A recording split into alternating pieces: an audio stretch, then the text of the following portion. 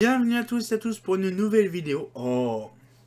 Comme vous avez vu le dernier coup, justement, les fameuses brochures Mazda. Bon, c'est pas des brochures, c'est des revues Mazda. Ben là, on va faire pareil. Bon, j'ai 3 docks sur les Philips. J'ai pas beaucoup de Philips en fait. Et donc, du coup, là, on va apparaître donc certains luminaires très intéressants donc, de ces trucs-là. Donc, je vais vous montrer deux Philips Lumière, les grands classiques. Par contre, il y en a un. En dernier, je vous montre pas la photo, vous le verrez par vous-même. Donc déjà le petit Philips Lumière 25 et le petit Philips Lumière 26. Donc du coup, il y a le Philips Lumière numéro 30 ou 31. Et donc du coup, vous le verrez par vous-même parce que c'est le truc le plus farfelu que j'ai jamais vu. Donc franchement, c'est un truc de dingue à voir, à découvrir. Donc bien sûr, comme je vous disais dans la dernière vidéo, c'est que les docks là seront actuellement disponibles sur mon site. Donc bien sûr, il n'y a pas de souci, vous y allez, vous pouvez les voir, les télécharger comme vous voulez à votre guise, ou même les imprimer. Donc on va pouvoir voir tout ça en images. Donc du coup, je vais mettre la petite brochure. Non, il n'est pas là, la petite brochure. Alors la brochure Philips, c'est dans Philips Lumière, voilà. Philips Lumière 25, donc voilà. Donc je vais pouvoir... Donc une petite Philips Lumière, donc 25, donc tout sympa. Donc du coup il y a des trucs très intéressants dedans. Donc on va découvrir déjà quelques trucs. Donc le centre de loisirs de Gérardmer, donc là donc... alors je ne sais pour qui il est, parce que moi je le connais pas. Donc là donc ça explique un peu la patinoire, c'est un patinoire. Ah, il y a vraiment tout, il y a piscine, tout ça, c'est bien ça. Donc là, donc, c'est... Ça gère un mais... Oh, je savais pas que c'est. Ah, ça saoule. Donc là, par exemple, c'est vraiment... Ah, c'est vraiment un beau bâtiment, mais je sais pas que c'est en fait. C'est vraiment tout en bois, toute une architecture. Ça a dû prendre feu, je sais pas. Les fameuses petites lanternes Philips dans un magasin. Donc voilà, donc là c'est Paris gagné pour le centre commercial de Ménilroux. Donc là c'est vraiment les luminaires vraiment par excellence donc de chez Mazda, de chez Philips, je me gourre, de chez Philips. Donc du coup là on voit donc les Roissy qui sont là, toutes sympatoches, dans le magasin comme ça au calme.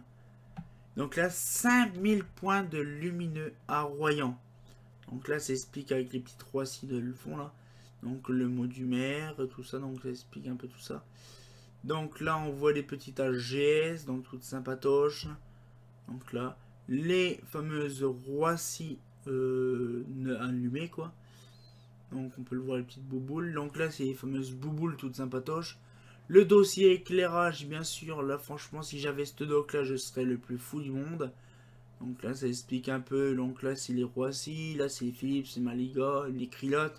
Donc il y a de tout, du tout, du tout. Le port de Saint-Malo, donc avec des lampes à iodure différentes ou des projets différents. Donc là c'est SNF, c'est ces machins là. Les petites rues en sodium 100 watts, donc avec des marinas en 100 watts. Donc les premières lampes, comment SL, la gamme est complète, c'est vraiment pas mal. Je ne sais pas c'est combien de watts, mais bon. Une nouvelle conception de l'éclairage des grandes surfaces couvertes, les Hyperbus et HPI Bus. Donc, du coup, ça, il y en a en version Mazda également. Donc, ces petites lampes, c'est un peu comme les projecteurs Lito. Sauf que là, le cinquantenaire de la lampe Sox. Et oui, déjà en 1900, je ne sais plus quelle année. Non, c'est celui-là. Il date de quelle année? Oh, 1983. Ce qui fait 1938. 1938, franchement, elle a l'âge de la grand-mère, donc elle a 79 ans. La première lampe Sox, Sox quoi, en sodium, arrivée en 38. Donc là, ça explique. De toute façon, je crois qu'elle y est sur le catalogue Eclatec. Pas celle-là, mais la version E40. Donc c'était vraiment les premières lampes toutes jaunes, toutes dégueulasses. Voilà, c'était vraiment... Alors ça, je sais pas que c'est. Mais ça, j'ai déjà vu ça, ces trucs-là. crois que c'est un... Sur un échangeur d'autoroute, il y en a de ces machins-là. Alors je ne sais pas où que c'est. On a des machins comme ça. En forme de guidon de vélo. Donc là, c'est vraiment que de la SOX. Là, par exemple, c'est des SOX 180. Là, tout ça. Ça va être intéressant. Donc les projets d'éclairage intérieur avec les calculatrices de poche. Déjà? Oh, bah non, ça va vite. Donc déjà le petit numéro 25, mais là on va découvrir. Ça va être une petite vidéo, mais franchement avec le dernier Philips Lumière qui va arriver, c'est vraiment le truc le plus farfelu du monde. Franchement, je pensais pas le trouver, ce doc-là. Donc là, numéro 26. Numéro 20 juin. Donc là, on va découvrir ce petit truc-là intéressant. Donc là, je ne sais pas où c'est. C'est un drôle de bâtiment. Voilà, donc salle polyvalente. Ah, les petites HPP toutes sympatoches. Et ce lampe torche, j'en avais une lampe torche comme ça. C'est con que je l'avais plus. La Roissy. Le luminaire Roissy. Donc la Roissy, comme je dis souvent, avec une photo, mais de qualité. Oh, mon Dieu. Donc du coup, le luminaire Roissy, donc en rouge, en bleu, en vert, en orange, toutes les couleurs. Ça fait zizir. Donc du coup, une petite dock de la Roissy, toute sympatoche, hein, voilà. Avec des applications, donc voilà, en 4 boules orange, en boules orange comme ça. Voilà, donc les boules marron qui existent toujours au même endroit. Voilà, donc les boules vertes aussi. Des comme ça en application spéciale sur ma béton. Les lanternes de Roissy à Roissy. Donc les lanternes jaunes. Donc là, donc c'est pareil, c'est la chromatique de rendement. Donc les plus tubes fluo. Les petits projos. Donc c'est ce qui remplace avant les choucas. Voilà, donc après il y a les boves à Arras. Les boves à Arras. Je sais pas ça, c'est quoi les boves? Ça va être des caves. Donc ça c'est l'intérieur. Pareil, en sodium basse pression 18 watts. Avec des projopars. Donc les luminaires Lotus. Donc c'est vraiment dingue. Je pensais que c'était WF. Omega. Plutôt WF parce que j'ai lu WF elle parlait. L'arc contemporain à Dunkerque. Donc là je sais pas ce que c'est comme machin mais c'est vraiment magnifique. Donc là du coup on a des barres fluo. Donc là, des réglés de fluo. Alors on a déjà les premières lanternes. Donc là je sais pas c'est quoi en fait. Éclairage et écran de visualisation. Ok. Après, donc là, c'est les luminaires en question. Donc les luminaires display. Encore. Et là, par contre, on va découvrir un truc. Là, franchement, vous voyez, c'était simple. Hein, il n'y avait pas grand-chose d'intéressant. Mais il y avait 2-3 modèles, un truc intéressant. C'est celui-là. Je vais vous le montrer en gros format. Celui-là. L'éclairage de la Tour Eiffel, justement, en 82. Franchement, c'est en 86. Franchement, c'est pour moi, pour ma part, une brochure par excellence. C'est... J'ai jamais vu cette brochure-là de ma vie. Je pensais même pas que ça existait. On parle, j'ai souvent sur mon Mazda Guide 2006 ou 2001 ou 2002, je sais plus, la création donc des projos. Je crois que c'est sur le 2005-2006. Les fameux projos, justement, les nouveaux qu'ils ont été, c'est Arena Vision, sodium 600 watts. Et là, c'est les anciennes, donc les deuxième génération de projos. Là, c'est la troisième génération actuellement. Et donc, du coup, on pourra découvrir donc, les photos de la Tour Eiffel. Oh, c'est magnifique de toute beauté. Donc là, on va découvrir. Donc là, voilà la Tour Eiffel, ça de Paris. Ville lumière et la France dans le monde entier. Son éclairage désu et des coûteux date des années 50. Voilà, c'est ce que j'ai de Mazda, bien sûr. Fait place à une nouvelle illumination mise en service à minuit dans la nuit de Saint-Sylvestre. La vieille dame, presque centenaire, resplendit aujourd'hui dans le ciel parisien, telle une pièce d'orfèvrerie brillant dans tous ses feux. Voilà, donc ça, c'est petites photos, donc voilà. Tour de 300 mètres. Voilà. Donc de plus grand de 300 mètres. Donc là, c'est ce qui était à la base de la Tour Eiffel. ce qui était prévu à la Tour Eiffel. Voilà, donc, vous voyez les autres trucs intéressants qu'on passait aussi, tu vois. Donc là, par exemple, c'est à Poyet. Donc ça, c'est une société qui est sur AI. Voilà, donc franchement, c'est vraiment pas mal. Des belles petites photos. Donc bien sûr, de la création de la Tour Eiffel. Donc ils ont montré un petit peu, par exemple, là. En 1886, le gouvernement lançait un concours pour réaliser une tour en métal de 300 mètres, commémorant le centenaire de la Révolution française. Le projet de Gustave Eiffel est sélectionné parmi des centaines d'autres. La construction commence en janvier 1887 et se termine le 31 mars 1889. Le jour de l'inauguration, le chantier a duré 2 ans, 2 mois et 5 jours avec la participation de seulement 132 ouvriers. 2 500 000 rivets ont servi à l'assemblage de 15 000 pièces métalliques. Donc là, c'est ce qu'était voilà, donc, la Tour Eiffel en question, quoi. Voilà. Là, c'était l'illustration, voilà, l'illustration de la Tour Eiffel de Paris. Quelques chiffres. La Tour Eiffel mesurait à l'origine 312 mètres. Sa hauteur actuelle est de 320 mètres avec l'installation des émetteurs de la télévision France. Les 4 piliers de la tour sont inscrits dans un carré de 125 mètres de côté et pèsent 10 000 tonnes, dont 7 300 tonnes de métal. Sous l'action du vent, le sommet se déplace de 6 à 7 cm. Sous l'action de la chaleur, le sommet décrit une courbe de 18 cm. A noter que si l'on écrasait la tour Eiffel sur sa base, carré de 125 de côté, la hauteur du métal ne dépasserait pas 6 cm. Le poids de l'air occupant le volume total qui parallélépipède enveloppant la tour Eiffel est plus élevé que celui de la charpente métallique. La tour Eiffel est repeinte tous les 7 ans et il faut 45 tonnes de peinture pour effectuer ce travail. Vous imaginez la quantité de peinture. Et bien sûr, elle est peinte en 3 couleurs différentes actuellement.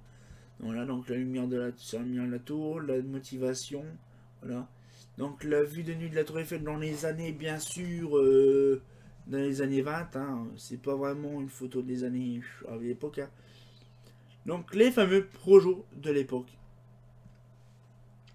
Voilà. Et ces docks-là, je les ai déjà vus quelque part, je sais plus sur quoi, mais je les ai vus quelque part. J'en ferai peut-être une photo, une vidéo sur ce truc-là. Donc je sais plus c'est sur quoi. Donc les fameux projets Mazda, voilà quoi. C'est vraiment pas mal.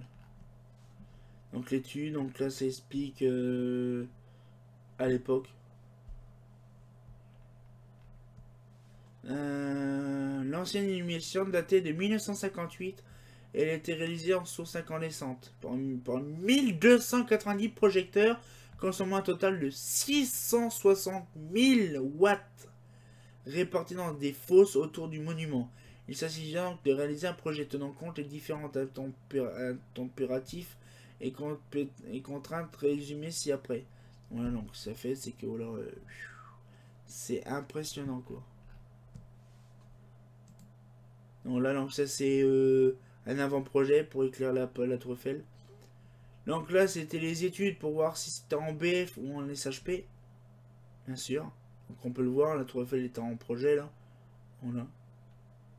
Et donc là, c'est les implantations, donc les plans de la Tour Eiffel, de l'éclairage de la Tour Eiffel. Voilà, donc c'est ça qui est pas mal quand on voit un peu les systèmes de projecteurs. Donc là, par pied, par machin. Donc ça, c'est la première place. Donc là, on voit la deuxième, la troisième et la dernière. Voilà, tous les projecteurs. Franchement, tout est bien éclairé, franchement. Et tout ça par à chaque pilier, tout ça. Donc du coup, là, une petite photo, encore une photo, encore une photo. C'est pas un montage, c'est en dessous de la Tour Eiffel. Une photo, une photo. Les fameuses lampes utilisées, donc le matériel utilisé, donc ça c'est les lampes sodium. Et les fameux projecteurs, donc HNF 206, qui existent à l'époque, hein, puis maintenant. Et donc du coup, voilà, c'est vraiment des modèles vraiment très intéressants. Donc voilà, donc c'était en sodium 1000 watts. C'était intéressant. Donc là, les petites photos de ces luminaires en question. On le voit, il y a plusieurs sortes de lumières. Il y a ces deux-là et le restant qui est différent. Voilà, donc là, c'est les fameux projets en question. Voilà. Donc franchement, c'est impressionnant de voir ces modèles-là. Parce que c'est vraiment les trucs de la Tour Eiffel, quoi. Donc là, on voit les gens qui sont en train de faire les installations. Les gens, les mecs qui ont dû faire ça, ils ont dû péter un plomb quand ils ont fait ça. C'est impressionnant. Le mec avec son plan, là, t'imagines, le plan, il se barre. Hop, au calme. Donc du coup, là, c'est impressionnant de voir ce truc-là. Donc on voit les gens, vous voyez, là, le mec, il est assis comme ça sur la Tour Eiffel. Tranquille. Donc là, ils étaient en train de monter le projet. En train de les monter, donc là, on peut le voir, les photos. Voilà, ils étaient en train de les poser, là, tranquillement. C'est impressionnant, quand même. Franchement, ils... super, les mecs, hein. Franchement, regardez un peu, là. Les projets, ils étaient tout neufs. Magnifique comme tout. Et là justement il parle justement par rapport aux projecteurs, non, aux armoires. Donc les armoires EP, moi comme j'appelle ça. Donc distribution des machins. Donc comme les projets n'étaient pas appareillés, donc il fallait des armoires entières de ballast. Donc là c'était voilà la mise en lumière. Donc le début, le pendant et après quoi. C'était vraiment de toute beauté. C'est impressionnant. Donc là, c'est le 28 janvier. Donc là, ça présente la nouvelle illumination de la Tour Eiffel à ses clients parisiens. Donc du coup, là, dans la salle Gustave Eiffel du premier étage de la tour. Voilà, donc c'est vraiment une doc très intéressante. Franchement, en plus, je suis fatigué. Donc du coup, j'ai pas eu le temps vraiment de faire un truc intéressant. Mais vous imaginez quand même un peu la Tour Eiffel qui date quand même déjà il y a plusieurs années. Ah, donc ça fait quasiment 100... une trentaine... Ouais, en 89, donc ça faisait 100 ans. Je suis né en 88, donc ça fait 130 ans déjà. Voilà. Bientôt 130 ans, donc c'est vraiment intéressant la Tour Eiffel quand même. Donc voilà, donc là j'espère que la petite vidéo vous a plu. Donc j'espère quand même que la dernière brochure vous a vachement beaucoup plu. Franchement, moi si je pouvais le récupérer, ce doc là, je serais heureux quoi. Mais bon, faut pas non plus abuser des bonnes choses, hein, ça m'appartient pas. C'est des catalogues qu'on m'a refilés justement pour que je les scanne, justement pour que vous puissiez les regarder. Parce que sans mon intervention, vous n'aurez eu aucune doc de la Tour Eiffel. Donc voilà, donc comme je vous disais par avant, justement, que là actuellement, donc les documentations donc de Fonte de Paris, General Electric, Mazda 92 479 sont déjà sur le site. Le Holophane 31, brochure Mazda et les barèmes Mazda sont déjà sur le site. Et donc là, donc le Mazda Contact et le Philips Lumière, donc ils sont actuellement, donc là je les ai mis tout à l'heure, donc du coup vous pourrez découvrir ça bien comme il faut. Donc j'espère que ça vous a plu, donc on se dit à très bientôt pour une nouvelle vidéo. Bah, pas fait pas faux.